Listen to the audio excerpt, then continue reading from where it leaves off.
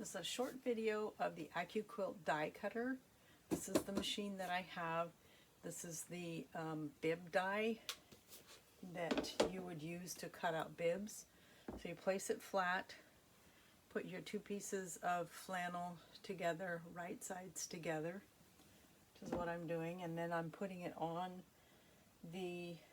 over the die to make sure I have the blades cut, and I can explain this later. If you want to see this in person, please come by and see it.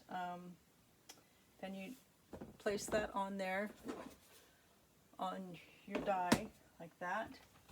You put this mat over the top of that, and then just push it through the machine.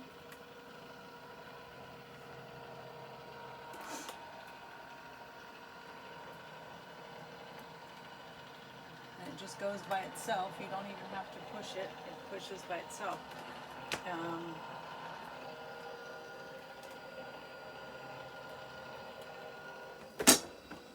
Okay, that's it. And then we have to go like this to release some of the static electricity on here. Then what I would do is just press and slide this off. And here I have, oops, one part of the thing didn't cut, but that happens often because sometimes there's a blade goof.